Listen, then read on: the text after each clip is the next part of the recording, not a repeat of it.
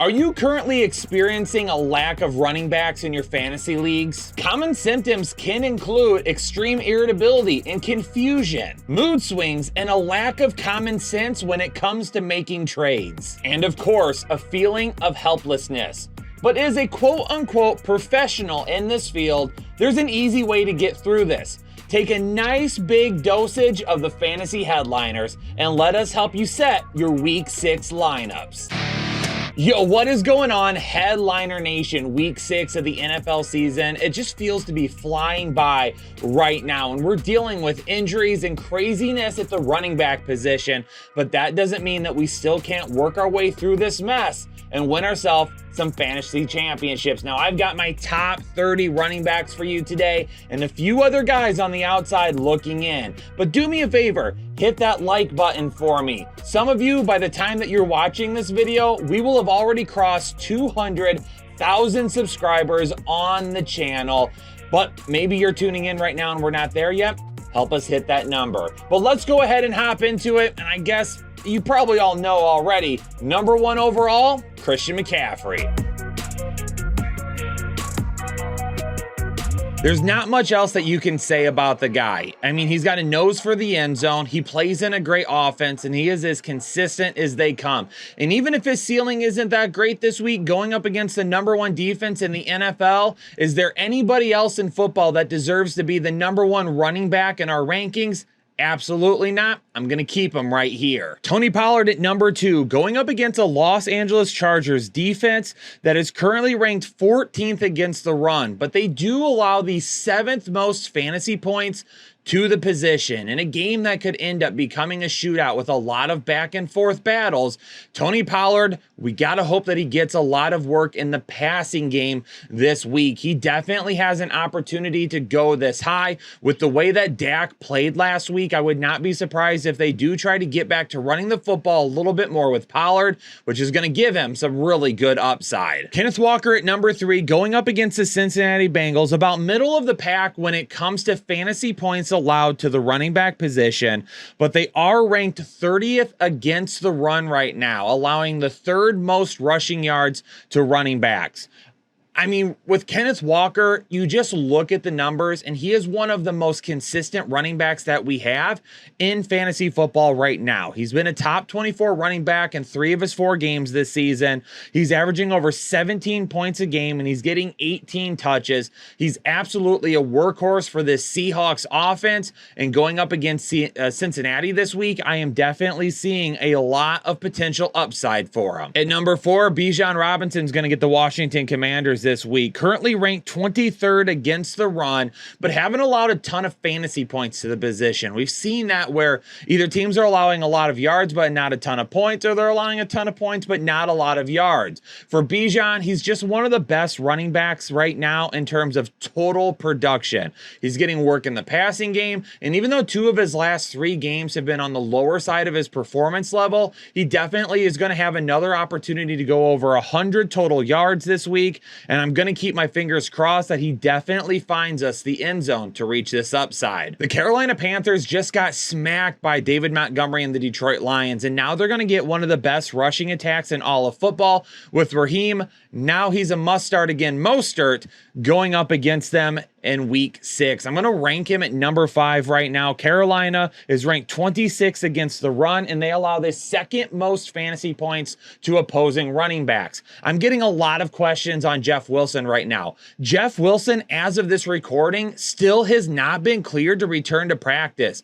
It could definitely be Mostert's backfield for the majority this week, and we've seen how he has done against these type of underperforming defenses. We'll use that word to discuss Carolina. So the opportunity for him to reach a high upside this week and multiple touchdowns is absolutely there for you. On Thursday Night Football, Isaiah Pacheco is going to get the worst run defense in all of football. The Denver Broncos rank last in almost every major defensive category, including rushing and fantasy points allowed to the running back position. Isaiah Pacheco is getting 16 touches a game right now, averaging just over 13 fantasy points. He absolutely slots in as a high upside play this week. Kyren Williams has a really nice opportunity to reach some of his ceiling that we haven't seen in a couple of weeks. Going up against the Arizona Cardinals, right now ranked 22nd against the run, but allowing the 5th most fantasy points to opposing running backs. 18 touches a game right now for Kyren Williams, 80 yards, but his nose for the end zone. He's got 6 touchdowns so far this season, and going up against Arizona, absolutely another shot at the end zone again. Back in week 1, Travis Etienne was having an okay game against the Indianapolis Colts. Their defensive front can be a little up and down this season. Sometimes they look really good and other times they give up some big plays. And that's what Travis Etienne ended up doing, running for a big touchdown at the end of the game. Indianapolis right now ranked 19th against the run. Again, some good performances, some bad performances. They have some really inconsistent performances, unfortunately, against the running back position. But for Travis Etienne, that could end up working out well, averaging over 22 touches per game right now and 16 fantasy points. He has finished inside the top 24 running backs 80% so far this season. Travis Etienne, maybe he loses a little bit of his ceiling this week, but he's still one of the safer bets at the position. Austin Ekeler going up against Dallas on Monday night, and we welcome him back with open arms because if you've had him on your team, you have desperately needed him to return. 20 touches in the first week of the season with 164 total yards, and we haven't seen him since. Now, I am going to be cautiously optimistic with this ranking. Definitely, he could end up going higher than this, but let's just say for some reason he does see a little bit of a reduced workload as they ease him back into game action. I still see 15 total touches in store for him, but if he doesn't score a touchdown, if we're going just off yards alone, he's probably more of a low-end RB1. The New York Jets defense currently ranked 28th against the run and allowing the 8th most fantasy points to the running back position. You can't get any safer than DeAndre Swift right now, running behind that Philadelphia line, 18 touches a game and averaging over 100 yards per game as well. Definitely saw a little bit more work in the passing game last week, which is what we would like to see for our high-end running backs. I've actually got him about 5 spots higher than the consensus right now going up against the Jets. I just see Philadelphia putting the brakes on the Jets and just running the football in the second half. Josh Jacobs at number 11 going up against New England, whose rush defense is really just middle of the pack right now. But Josh Jacobs is getting so much volume in the air and on the ground. He's a top 12 potential player every single week, averaging over 21 touches a game right now.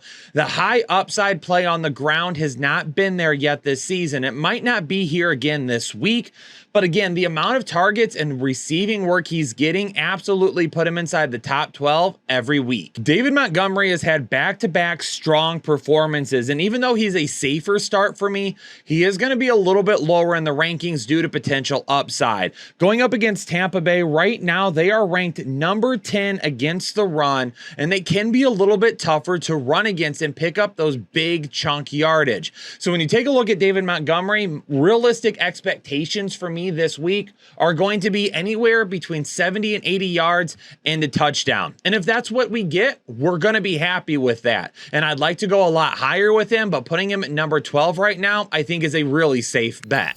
Alvin Kamara at number 13. Since coming back from suspension, he has looked excellent. But this Texans defense, they can be stout at times. So I am giving him a little bit of a lower ceiling this week. I don't think we're going to see 13 total targets like we did 2 weeks ago, but we could still get him involved in the passing game. And if he doesn't score a touchdown, he should still put up more than enough yards to give you right around 10 to 12 fantasy points. A lot of you wanted to hop off the James Cook bandwagon after a really down performance last week, but the dude is still averaging 15 touches per game, and he's averaging 86 total yards per game. And now he gets a New York Giants defense that is ranked 29th against the run and allows the 6th most fantasy points to the position. I understand the frustrations, but moving off of James Cook after one bad game is not the call. Buffalo should put themselves in positive game script, and if they do, James Cook should have himself a really fantastic day for everybody. And speaking of that matchup, let's talk Saquon Barkley, who is still limited in practice right now. Now, Buffalo's rush defense is not as good this year as it has been in the past, currently ranked 24th against the run. So Saquon Barkley Barkley does have a really good opportunity this week. And if he were to play, I definitely could see him pushing 17 total touches for the game. Now, is that enough to give us a lot of really good upside? Probably not, but I could see them being very cautious with Barkley, making sure that they work him back slowly into this game plan. And like I said a minute ago when I talked about James Cook, if this is a positive game script for Buffalo, Derrick Henry ranked at number 16 right now, a tough Baltimore defense ranked 7th against the run. Derrick Henry, unfortunately, can find himself in some negative game script this week. Now, if that were to happen, he loses a lot of his ceiling, and that's why I've got him all the way down at number 16. But he should still see, I would say, about 15 carries this week. And if we can get him to 15 carries and we can average 4.5 yards per carry, it should still give you enough fantasy points to put him in as an RB2. Joe Mixon continues to be the definition of mediocrity at the running back position so far this season, averaging over just 81 total yards per game and just over 10 fantasy points per game. He's had absolutely no ceiling so far this season, but he has also given you basically RB2 numbers for almost all of his performances. Going up against Seattle, currently ranked 6th against the run, is going to be really tough. The only upside for Joe Mixon this week would come is if this Cincinnati Bengals offense can open it up, spread the field, be able to complete some passes downfield to Jamar Chase, and maybe Joe Mixon could break a big run or two. I would love to say Alexander Mattison going up against the Chicago Bears would be a really good matchup, but we also thought that last week for Brian Robinson. It's going to all depend on how Justin Fields and this offense plays for Chicago. If they come out guns blazing and play like they did the last 2 weeks, then Alexander Mattison is going to have no ceiling because he's going to be game scripted out almost immediately. The good thing about Alexander Mattison this week, though, would be no Justin Jefferson. Could lead to a few more targets and could lead to Minnesota trying to run the ball a little bit more.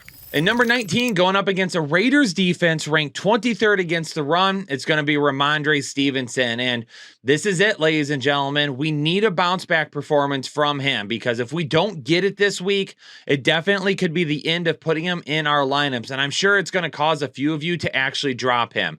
My hope is that Bill O'Brien sits down and looks at what Ramondre Stevenson did in the passing game for this team last year and gets back to basics. Mac Jones has looked absolutely awful over the last couple of weeks. Why don't we give him one of the best targets on this team in Ramondre Stevenson and design some passes exclusively for him so we can get him some more volume, pick up some more yards, and give Mac Jones some easier completions to boost that confidence. I had Breece Hall all the way up at RB4 last week, and that was spicy, but he ended up hitting it. But unfortunately, he's got a really tough matchup going up against the Philadelphia defense, currently ranked number 1 against the run and allowing the 3rd fewest fantasy points to the position.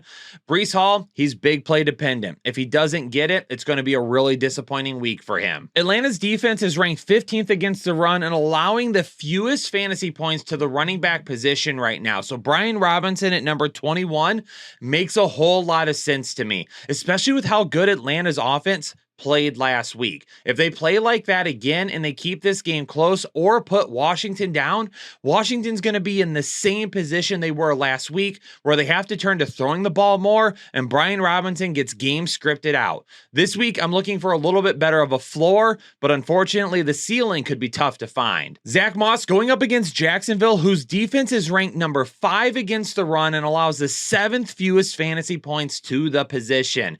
Now, not only does Zach Moss have an absolute horrible matchup this week, but you've got to expect that Jonathan Taylor is going to get a few more touches this week as well. Zach Moss, I would still start him this week over Jonathan Taylor because I think we're still a couple of weeks away from Jonathan Taylor taking over a bigger or maybe even full workload from Zach Moss. So if you're going to try and utilize him, do it right now. But honestly, if you haven't traded him yet, what are you thinking? Jaleel McLaughlin, who did a pretty good job in the passing game last week for Denver, is going to get an opportunity this week going up against Kansas City in a game that could put Denver behind. And if it does, Jaleel McLaughlin is going to see a lot of work in the passing game once again. If we can get a few receptions, he's going to have a safe RB2 floor for us, but scoring a touchdown is what would take him a lot higher. Rachaad White at number 24 going up against the Detroit Lions, who are currently ranked 3rd against the run and allow the 2nd fewest fantasy points to the position. Rachaad White is as inefficient as they come at the running back position. He's had a couple of good games this year, year, but he's also looked really, really bad, and a couple of others as well. And given this matchup of going up against Detroit, I just can't see Rachaad White having any higher of a ceiling than what you see on the screen. Jonathan Taylor at number 25 going up against Jacksonville. My hope is that he gets a little bit more work, especially if the Colts can get the ball into the red zone this week. And if they can do that, Jonathan Taylor potentially scores, I feel like. He just doesn't have a very high ceiling, and I think he is a big risk. But I'm going to put him right all the way down here at number 25 because honestly, if you own Jonathan Taylor, you might have to start him. You might not have any other options. And number 26, Tyjae Spears. Now, I think his fantasy relevance is being overblown just because he's gotten a few more snaps than Derrick Henry in games that were in a negative game script. That's going to happen. They're not keeping Derrick Henry on the field all the time. They are trying to keep him healthy this season. So in situations that Derrick Henry wouldn't really be utilized that much, why don't you go ahead and use somebody else? Now, Spears did score a touchdown last week, and that's great. But again, he's not a guy that's putting up any type of fantasy relevant performances, even with that touchdown last week. But going up against Baltimore, there is an opportunity here for a negative game script. And even though I don't agree that Spears is fantasy relevant right now, I got to understand that he has some potential this week that could put him as maybe like a low end RB3 for those of you in PPR formats. Dameon Pierce at number 27. There's not really a whole lot to say about this other than the fact that New Orleans defense is absolutely it. And they could absolutely shut down Houston's running game this week and make CJ Stroud beat them. Emari Demercado from Arizona going up against the LA Rams. I don't love this matchup for him, and I'm not really sold on starting Demercado this week. A guy that might get you 5-6 fantasy points, but I'm not seeing a whole lot of upside for him. And I'm also wanting to see how this backfield plays out this week. Hopefully you watched my waiver wire video and you at least added Demercado so we could use him in some better matchups moving forward. Or if you don't have anybody to use, at least you've added some depth. But for this week, it might not be a great performance. And number 29, Chuba Hubbard. Now, he could end up actually going a few spots higher than this. I could see me moving him all the way up to number 24. Miles Sanders did not practice yesterday, and as of the recording of this video, I haven't heard if he was at practice today or not. So we'll continue to keep an eye on that. If Chuba Hubbard ends up being the guy this week, then I definitely could see him even going maybe a little bit higher, maybe up towards number 21, especially for potential work in the passing game. If Miles Sanders does play though, I could still see him going up as high as number 24, given the fact that Miami will probably be in negative game script the entire time. And Javonte Williams at number 30 on Thursday night going up against Kansas City. I'm going to toss him in here at the very end because I still think he ends up starting this week, even though I think Jaleel McLaughlin has much higher upside. Javonte Williams for me is a guy that probably sees about 10 carries this week. If he doesn't score a touchdown, he's probably going to get you 4, maybe 5 fantasy points, and that's why I've got him further down here at number 30. All right, we got to take a quick peek at a few guys that are just on the outside looking in and explain why. Roschon Johnson and D'Onta Foreman, I don't have either of these guys ranked right now because Johnson is still in the concussion protocol. If he were to clear, then Roschon Johnson would end up probably going all the way up to number 27 for me. If he does not clear, D'Onta Foreman will probably end up going up to number 25 for me. So keep both of those things in mind if you're looking to start either of those guys.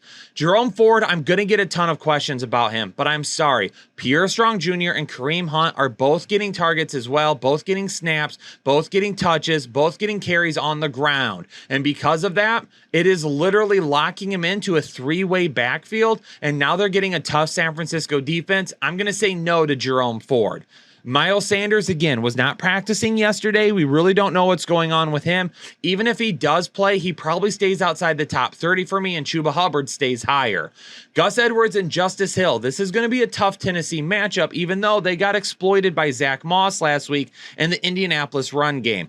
As always, Gus Edwards is going to be the guy in between the 20s that will see the most volume, while Justice Hill will be the guy that will give you some PPR upside and also has the best opportunity to score a touchdown. I've got to mention Jerick McKinnon real quick. Am I playing him against Denver? Probably not. But if you're in a position where you don't have anybody to start, then maybe Jerick McKinnon is on your waiver wire. You can toss him in and maybe hope for a touchdown if he gets a lot of touches in the second half, because Kansas City is so high on Denver. But Jerick McKinnon has one fantasy viable performance this year. Outside of that, the dude has done absolutely nothing to deserve even being talked about. So once again, the only way that we are considering Jerick McKinnon is if you absolutely have no other options. Antonio Gibson at number 38. If they go down to Atlanta the similar way that they went down to Chicago last week, then Antonio Gibson in PPR leagues could fetch you right around 5, 6, 7 fantasy points. And then Tyler Algier at number 39. I'm going to mention him again because I do think there is an opportunity for him to score a touchdown this week. We did get back to a little bit more of a 50-50 split last week in the backfield for Atlanta in terms of touches on the ground, and that could happen again this week against Washington. All right, Headliner Nation, hopefully that video was the medicine that you need to be successful with your running backs in week 6. I know it's not a great landscape right now for them, but we've got some guys coming back from injury, and I do believe we've got some guys that are starting to work their way back from a down performance to start the year. Hit the like button for me, subscribe if you're new to the channel, and don't forget, for those of you out there that are members, our flex rankings, top 100 flex rankings, kicker rankings, and defensive special team rankings will be posted later in the afternoon on Thursday. Peace out, Headliner Nation. Good luck to you this week. I'll see you on the live show Saturday night. Stay safe, stay healthy, and I'll catch you on the next episode of the Fantasy Headliners.